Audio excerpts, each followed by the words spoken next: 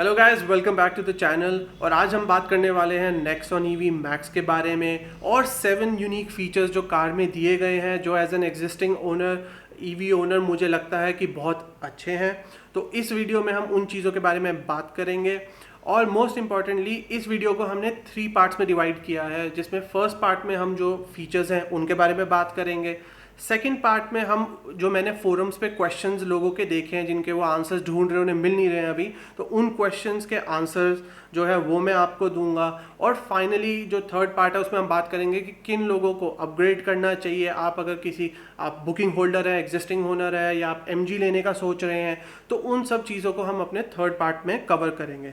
So hopefully आपको ये video पसंद आएगा। तो स्टार्ट करते हैं इस वीडियो को। स्टार्ट करते हैं अपने फर्स्ट फीचर से। और फर्स्ट फीचर जो है वो ऐप में दिया गया है और वो है कि charge limit can be set.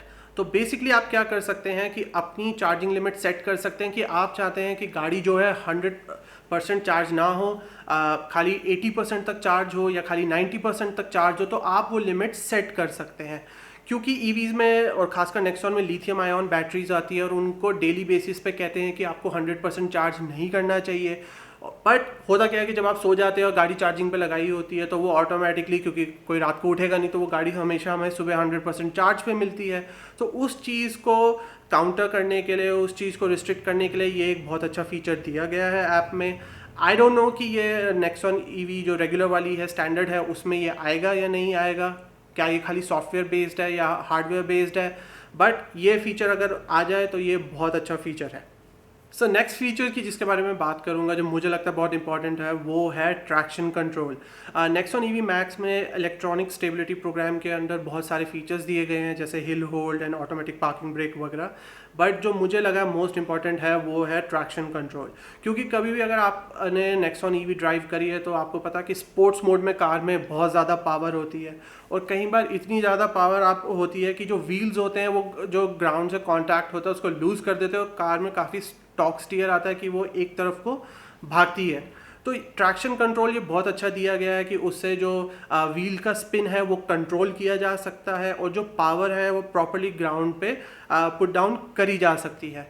तो ये ट्रैक्शन कंट्रोल आई थिंक बहुत अच्छा फीचर ऐड हुआ है। Moving on to the next feature, वो है आईवी बैक सिस्टम। और ये ब्रेकिंग सिस्टम और इलेक्ट्रॉनिक स्टेबिलिटी प्रोग्राम जो है उसको कंट्रोल करता है, बहुत सारी चीज़ें करता है। पर ज़्यादा टेक्निकल हुए बगैर अगर हम बिल्कुल सिंपल टर्म्स में बात करें तो एक जो इस फीचर की सबसे बेस्ट चीज़ है वो ये है कि जब भी आप ब्रेक पेडल दबाएंगे तो ये डिसाइड करता है कि क्या कार, जिस प्रेशर से आपने ब्रेक पेडल दबाया है, क्या कार रीजनरेटिव ब्रेकिंग खाली यूज़ करके रुक सकती है, क्या उसमें जो ब्रेक पैड्स हैं उनको भी डिप्लॉय करने की ज़रूरत है। तो ये जो सब चीज़ें हैं ये कार के सेंसर्स और सिस्टम डिटेक्ट कर रहे हैं। फॉर एग्जांपल आपने जेंटली प्रेस करा, क्योंकि लोकल में जिस तरीके से इंडिया की कंडीशंस है, हम ज़्यादातर रीजनरेटिव ब्रेकिंग यूज़ करना भी चाहे तो नहीं कर पाते, क्योंकि हमें लगता है शायद कार ना रुके और कोई आगे एकदम ब्रेक मार दे, कुछ भी हो सकता है। तो इस चीज़ में कार डिसाइड करती है कि जिस प्रेशर से आपने ब्रेक पेडल दबाया है, क्या उससे वो खाली रीजनरेटिव से रुक जाएगी या उसको एक्स्ट्रा ब्रेक डिप्लॉय करने की ज़रूरत है, और अगर नहीं है तो वो खाली जो रीजन है उससे जो एनर्जी आप रिकूप कर सकते हैं वो आपको रिकूप करके वो देगी। तो एफिशिएंसी पॉइंट ऑफ व्यू से ये बहुत अच्छा है। 3 to 4% गेन आई थिंक भले ही मार्जिनल लगे, but it's a good feature. और आई थिंक ये टाटा ने बहुत state of the art technology use करी है नेक्सॉन ईवी मैक्स में। So moving on to the next point, और वो है जो न्यू इको मोड है। अगर आपने एग्जिस्टिंग जो स्टैंडर्ड नेक्सॉन ईवी है वो देखी होगी तो आपको पता होगा कि उसमें एक ड्राइव मोड होता है और एक स्पोर्ट्स मोड होता है। ड्राइव मोड आई थिंक जो नेक्सॉन ईवी मैक्स है उसका सिटी मोड है, और स्पोर्ट्स मोड तो बेसिकली अंडरस्टूड है। बट जो नेक्सॉन करंट वाली है उसमें ओनर्स को पता होगा कि जब कार 25% पे पहुंच जाती है तो जो पावर डिलीवरी होती है वो और रिस्ट्रिक्ट हो जाती है, और जो थोड़ा रीजन होता है वो कार का और अग्रेसिव हो जाता है। तो मुझे लगता है कि टाटा ने ये जो पूरा जो 25% पे स्टैंडर्ड नेक्सॉन ईवी पे एक्टिवेट होता था मोड, ये मोड उन्होंने एक स्टैंड अलोन या एक एक्स्ट्रा मोड दे दिया है, जिससे आपको बेटर एफिशिएंसी मिल सकती है, चाहे आप लोकल में ड्राइव कर रहे हो, और इनफैक्ट अगर आप हाईवे पे भी ड्राइव करेंगे तो आई फील कि उससे आपको और बेटर रेंज मिल सकती है। अब हमें नहीं पता कि जो टाटा ने रेंज क्लेम करी है 400 प्लस की, वो क्या पूरी इको मोड पे करी है या किस टेस्टिंग कंडीशन में करी है, पर ये जो इको मोड है ये आई थिंक लोकल ड्राइविंग के लिए बहुत बेनिफिशियल रहने वाला है, इससे काफ़ी अच्छी एफिशिएंसी मिलने वाली है। और ये वाला जो मोड है ये मैं अपनी नेक्सॉन ईवी में ज़रूर मिस करूँगा। तो अब हम बात करेंगे जो आपने देखा होगा कि अब एक नया पी मोड दिखता है आपको जब भी आप जो टाटा का प्रमोशनल मटेरियल भी है उसमें जो डायल में देखेंगे आप, एक पी मोड है। वो है बेसिकली पार्किंग मोड। अगर आपने ऑटोमेटिक कार्स चलाई हैं तो आपने देखा होगा कि जब भी आप कार को पार्क करते हैं तो आप पी मोड में डाल देते हैं उस कार को, तो वो कार को ब्रेक करके एक जगह पे रोक के रखती है। नेक्सॉन ईवी में ये नहीं था। नेक्सॉन ईवी में जब आप कार को स्विच ऑफ करते हैं तो आपको उसको न्यूट्रल में रखना पड़ता था। अब कई बार क्या होता था कि लोग न्यूट्रल में रख तो देते थे बट हैंड ब्रेक पुल करना भूल जाते थे, तो उससे चांसेस ये रहते थे कार के आगे पीछे रोल होने के, और अगर आप किसी हिल पे खड़ा कर रहे हैं तो वहाँ पे और रिस्की हो जाता था, क्योंकि बहुत बार ऐसा हुआ कि मैंने न्यूट्रल पे हैंड ब्रेक खींच के रखी है बट जो हैंड ब्रेक्स में एक बार आपको फील होता है या आवाज़ आती है कि हैंड ब्रेक पे प्रेशर लग रहा है, कट कट कट कट करके व्हील से आ रही है, तो वो एक इशू रहता था। बट इस कार में उन्होंने पार्किंग मोड दे दिया है, ये एक मस्ट था मोड। बात करेंगे ऑल व्हील जो डिस्क ब्रेक दी गई है। आई नो आप कहेंगे ये तो एक एडेड कॉमन नॉर्मल फीचर होना चाहिए था, बट इसके पीछे आप समझिए कि इम्पोर्टेंस क्या थी। जो नई नेक्सॉन ईवी मैक्स है उसका 100 kg वेट इंक्रीज़ हुआ है। जो पुरानी नेक्सॉन ईवी थी वो 1400 किलो की थी, और ये वाली हम एक्सपेक्ट कर रहे हैं 1500 kg के आसपास कार का वेट है, जिसमें से 70 kg जो वेट है वो कहते हैं जो बैटरी है वो भारी हुई है, और जो 30 kg रिमेनिंग वेट है वो वेट है जिसमें एडिड कंपोनेंट्स हैं, चाहे नए डिस्क हैं या क्या कहते हैं अंडर वेंटिलेटेड सीट्स, और भी जो उन्होंने कंपोनेंट्स ऐड करे हैं उसका वेट है। पर अब क्या है कि जब वेट बड़ा है तो जो कार की ब्रेकिंग परफॉर्मेंस है उसको भी इम्प्रूव करना था, और इसमें जो एग्जिस्टिंग ओनर्स हैं उनको शायद पता होगा, हमने भी एक्सपीरियंस करा कि जब आप हाई स्पीड पे होते हैं और नेक्सॉन को आप ब्रेक करने की कोशिश करते हैं तो कहीं ना कहीं आपको लगता है कि थोड़ा ब्रेक अंडर पावर्ड है। और स्पोर्ट्स मोड में तो ये बहुत ही ज़्यादा फील होता था, क्योंकि जितनी तेज़ कार पिकअप लेती थी उतनी जल्दी हम उसको रोकने में वो रुक नहीं पाती थी, तो उसके हिसाब से ये ठीक था। बट क्योंकि अब एडेड वेट आ गया है तो ये जो चारों में डिस्क ब्रेक दी हैं ये भी बहुत हेल्पफुल है। प्लस टाटा ने जो फ्रंट एंड है उसमें जो स्ट्रक्चर है उसको भी इम्प्रूव करा है। टाटा कहता है कुछ उन्होंने फोर्टिफाइड स्ट्रक्चरल स्ट्रेंथनिंग वगैरह करी है उसमें, तो वो बहुत अच्छी चीज़ है। और अगर मैं इसका इंपॉर्टेंस का एग्जांपल दूँ अगर हम बात करेंगे टेस्ला की, तो टेस्ला ने अभी रिसेंटली लॉन्च करी थी टेस्ला मॉडल एस प्लैट, जो वर्ल्ड की फास्टेस्ट 4 डोर सेडान है, लेकिन उन्होंने उसमें उसके ब्रेक्स अपग्रेड नहीं करे थे। तो काफ़ी ओनर्स जिन्होंने अपनी कार क्रैश कर दी उन्होंने ये बताया कि उनको ब्रेक्स काफ़ी अंडर पावर्ड फील होते थे। तो भले ही स्केल का डिफरेंस हो, बट टाटा ने अगर ये स्टेप लिया है, कॉस्ट कटिंग नहीं करी है इसमें, तो ये टाटा का सेफ्टी को एक आगे रख के जो वो चलते हैं, ये उनका बहुत अच्छा इनिशिएटिव है, और and I will like to give full marks to Tata. Okay, so final जो इंपॉर्टेंट चीज़ है जिसके बारे में हम बात करेंगे वो है चार्जिंग टाइम्स के बारे में। तो अभी आप जैसे स्क्रीन पे देखेंगे जो कंपनी ने क्लेम कर रखा है चार्जिंग टाइम, वो तो आप देख ही रहे हैं, बट अगर हम जो actual day to day car को चार्ज करते हैं एज एन ओनर, तो वो मैं आपके साथ फिगर शेयर करना चाहूँगा, और मैं चाहूँगा कि हमें कितना फ़र्क मिल सकता है जो नया 7.2 किलोवाट चार्जिंग सिस्टम है और जो अभी करंट नेक्सॉन ईवी है जिसमें 3.3 किलोवाट का चार्जिंग सिस्टम है। तो आप जैसे देखेंगे कि अभी हमारे को अगर जो कार है जो हमारी स्टैंडर्ड नेक्सॉन ईवी है उसको अगर हम 30 to 80% चार्ज करते हैं तो अराउंड 5 आवर्स का टाइम लगता है। वही अगर हम 7.2 किलोवाट वाला जो चार्जर है जो नेक्सॉन ईवी मैक्स में आ रहा है, और ऑब्वियसली बैटरी पैक भी बड़ा है, तो हम एक्सपेक्ट कर रहे हैं कि 30 to 80% जो चार्ज है वो अराउंड 3 आवर्स में हो जाएगा। तो जो ये 2 आवर की सेविंग है ये बहुत मैटर करती है अगर आप ज़्यादा ट्रैवल करते हैं। और सेम चीज़ पे अगर हम फास्ट चार्जर पे बात करें तो टाटा क्लेम करता है कि जो 3.3 वाली आती है उसमें 25 किलोवाट का है, बट एक्चुअल रियल वर्ल्ड में जो वो पावर पुल कर पाता है वो अराउंड 21 किलोवाट के आसपास शायद कर पाता है। उसमें अगर आप कहीं पर पहुंचते हैं ट्रैवल करके डेस्टिनेशन पे, तो 25% ऑन एवरेज हमने देखा है कि यूज़र के पास रिमेनिंग होती है। कम भी हो सकती है बट हम एक एवरेज लेके चल रहे हैं।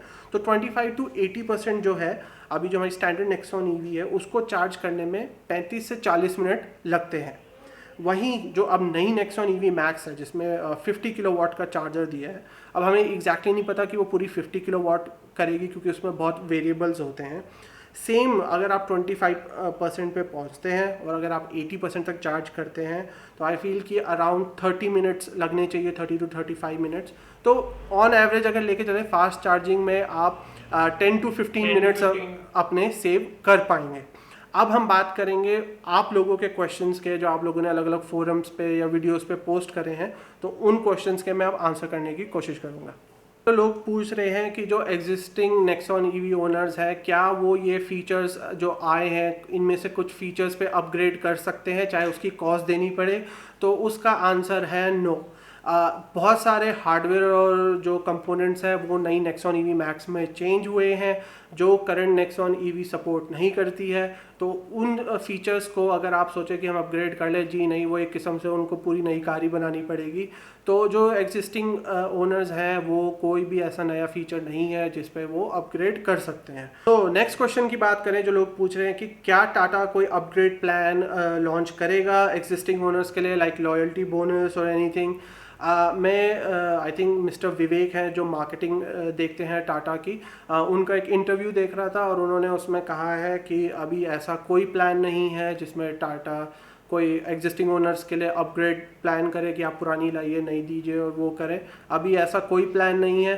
सो करंटली अगर आपको अपग्रेड करना है तो आपको अपनी करंट कार सेल करनी पड़ेगी और उसके बाद आप जाके नई कार परचेज कर सकते हैं। लॉयल्टी बोनस का भी अभी कोई ऐसा मुझे लग नहीं रहा कि वो लाने वाले हैं। नेक्स्ट क्वेश्चन जो आ रहा है वो एसी से रिलेटेड है। लोग कह रहे हैं कि क्या एसी की परफॉर्मेंस इंप्रूव हुई है, क्योंकि कुछ लोग जो हैं गर्मियों में कई बार उनको लगता है कि एसी की कूलिंग सफिशेंट नहीं है। इसका कोई क्लियर आंसर नहीं है, ये तो जब टेस्टिंग होगी तभी पता चलेगा उसका कि क्या चेंजेस आए हैं।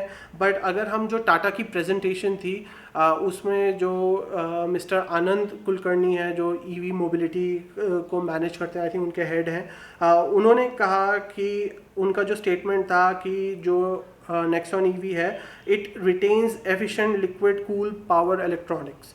तो अगर इन्होंने वर्ड जो यूज़ किया है रिटेन्स, तो आई फील मुझे लग रहा है कि शायद उन्होंने अभी एसी कंप्रेसर अपग्रेड ना किया हो इम्प्रूव भी हो सकता है, नहीं भी हो सकता, बेटर मैनेजमेंट भी हो सकती है। तो बहुत सारे वेरिएबल्स हैं, तो वो हमारे को तब पता चलेगा जब कार टेस्टिंग में आ जाएगी और फिर जब रेगुलर ओनर्स से हमारे को इन्फॉर्मेशन आना शुरू हो जाएगी तब हमारे को पता चलेगा कि क्या चेंजेस हैं। नेक्स्ट क्वेश्चन की बात करें तो लोग पूछ रहे हैं कि will they launch dark edition सून।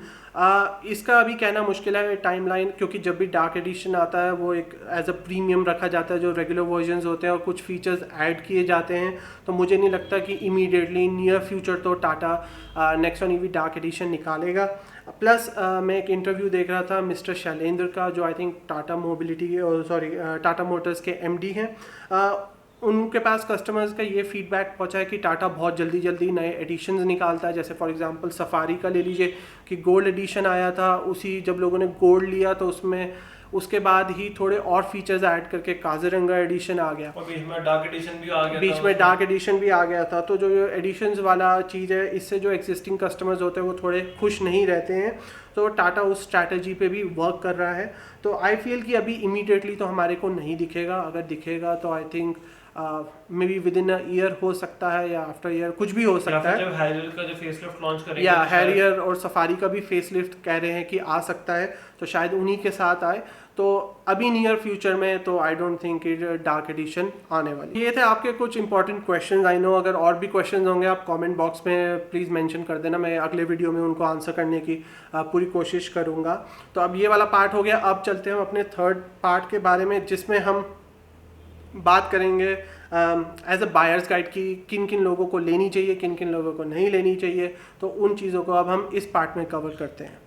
तो इसमें जो सबसे पहला क्वेश्चन आ रहा है जो हाथी इन द रूम है कि भैया क्या एग्जिस्टिंग ओनर्स को अपग्रेड करना चाहिए।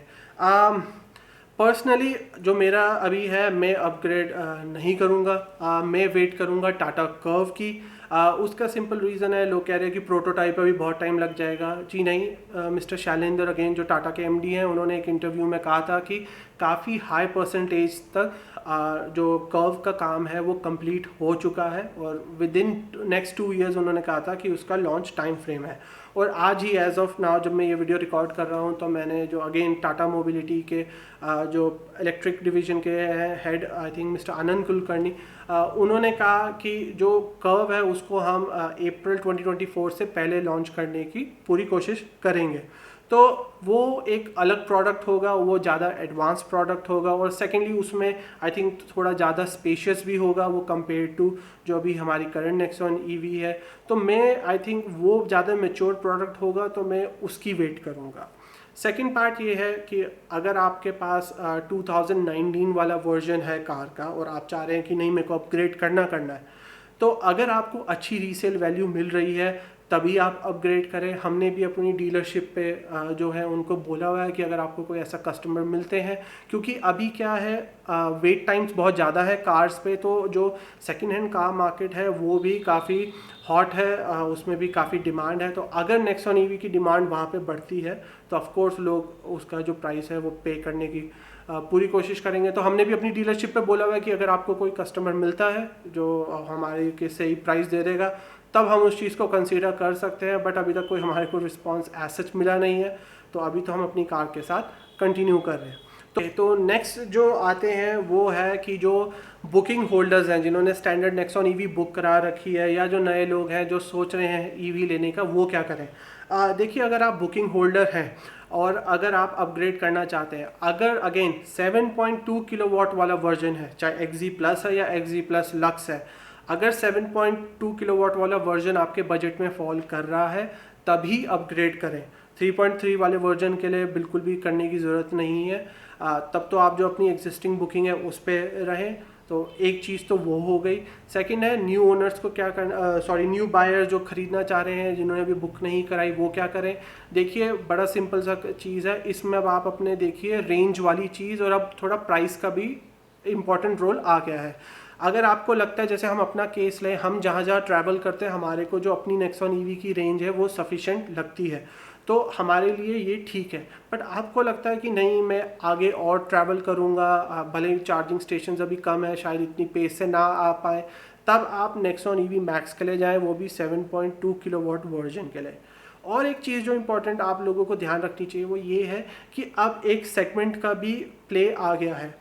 नेक्सॉन ई जो है एक्चुअल जो कार है वो एक 12 या 13 लाख का टॉप मॉडल भी अगर हम लेके चले, आइस व्हीकल वाला सेगमेंट है सब कॉम्पैक्ट एसयूवी का, आप उसके प्रीमियम दे रहे हैं कुछ ज़्यादा ही। अब तो आई थिंक अराउंड 8 लाख के आसपास अब उसका प्रीमियम हो गया जो आप दे रहे हैं। तो आपको ये भी देखना पड़ेगा क्या आप जो 20 लाख रुपए खर्च रहे हैं, क्या स्पेस वाइज कंफर्ट वाइज वो कार उस सेगमेंट की आपको फील होती है या नहीं। मेरे को पर्सनली जो मैंने अभी जब हमने ली थी तो नेक्सॉन 1685 के आसपास की थी, उस टाइम के हिसाब से जो प्रीमियम था हमने को थोड़ा जस्टिफाइड लगा कि ठीक है हम एक प्रीमियम दे रहे कॉम्पैक्ट एसयूवी का, बट इट्स वर्किंग। बट अब आपको ये देखना पड़ेगा कि उस प्राइस पॉइंट पे 20 लाख क्या आप एक नेक्सॉन के लिए उतना प्राइस देना चाहते हैं कंफर्ट वाइज। तो ज़रूर कार में बैठिए, टेस्ट ड्राइव लीजिए और देखिए कि क्या आपको उस कंफर्ट का लगता है कि ये कार है या नहीं। तो ये चीज़ आपको माइंड में रखना पड़ेगा। और रहा सवाल स्टैंडर्ड नेक्सॉन ईवी का, अगेन आप उसको जो डिफरेंस करना है वो आप रेंज के हिसाब से करिए। अगर आपको कार सिर्फ लोकल के लिए और नियर बाय सिटीज़ के लिए चाहिए, देन आई स्टिल फील कि जो स्टैंडर्ड नेक्सॉन ईवी है वो बहुत अच्छा प्रोडक्ट है। बट येस, अगर आप ज़्यादा लॉन्ग डिस्टेंस ट्रैवल करते हैं और आप उसके लिए लेना चाहते हैं कि मैं बहुत ज़्यादा टूर करना चाहता हूँ, तब आप मैक्स को कंसीडर करिए। तो अब जो बात करेंगे लास्ट क्वेश्चन जो है कि what should MG booking holders do. देखिए, MG वाले जो हैं, अगर आपको लगता है आपने टेक्निकल फीचर्स वगैरह तो अब कार के कंपेयर कर ही लिए होंगे, चाहे पैनोरामिक सनरूफ हो, रेंज हो या और भी जो उसमें उन्होंने एयर बैग्स वगैरह फीचर्स वगैरह दिए हैं, तो वो तो आपको क्लियर होगा कि क्या वो डिफरेंसेस हैं। बट MG और इसमें जो एक चीज़ लोगों को देखना पड़ेगा कि एक तो MG का सेगमेंट बहुत हाई आई हर्ड कि कई जगह पे वो 28 लाख की ऑन रोड पड़ रही है, तो काफ़ी प्राइसी है। बट उस चीज़ में जो मेरे को जहाँ पे MG का प्लस पॉइंट लगता है वो लगता है स्पेस के मामले में। अगर आप MG का बूट स्पेस देखेंगे तो वो भी बहुत ज़्यादा है, लेग रूम वगैरह आप नोटिस करेंगे वो भी बहुत ज़्यादा है कंपेयर टू नेक्सॉन ईवी। एक जो ड्रॉबैक मुझे MG में लगता है वो ये लगता है कि जो उसकी फ्लोर हाइट है वो थोड़ी ऊंची है, जो हमारी नेक्सॉन में नहीं है, तो अंडर थाई सपोर्ट कहीं ना कहीं इम्पैक्ट होता है MG जो ZS EV है। तो अगर आप उन चीज़ों को देखेंगे तो उस हिसाब से आप डिसीजन लीजिए कि कंफर्ट वाइज आपको कौन सी कार बेटर लगती है। आप जब ट्रैवल करते हैं तो लगेज वाइज आप जो कैरी करते हैं उस हिसाब से आपको कौन सी गाड़ी सही बैठ रही है। और काफ़ी लोग वेट कर रहे हैं कि जो MG है उन्होंने कहा था कि वो एक बेस मॉडल भी लॉन्च करेंगे MG ZS EV का, जो अराउंड 21 या 22 लाख का होगा, एक्साइट नाम से। अभी तक उस पर कोई इन्फॉर्मेशन नहीं है, वो अगस्त तक का प्लान है उनका लॉन्च करने का। तो अब देखना होगा, क्योंकि इस सेगमेंट में टाटा उनकी सेल्स बहुत ज़्यादा इम्पैक्ट करने वाला है। कहीं माने में तो आई फील कि नेक्सॉन EV बहुत वैल्यू फॉर मनी प्रोडक्ट है उस सेगमेंट में। तो अब देखना पड़ेगा कि MG का नेक्स्ट मूव क्या होता है, तो उसके लिए वेट कर लीजिए। तब तक नहीं है तो आप अपनी क्या कहते हैं नेक्सॉन EV मैक्स के लिए बुकिंग भी करके उसको होल्ड कर सकते हैं। तो होपफुली आपको ये वीडियो पसंद आया होगा। अगर आया है तो please do like, share and subscribe to the channel, और हम और ऐसी वीडियोस आपके लिए लेके आते रहेंगे। कुछ भी आपका फीडबैक हो वो हमारे को कमेंट बॉक्स में ज़रूर बताइएगा। Will see you in the next video.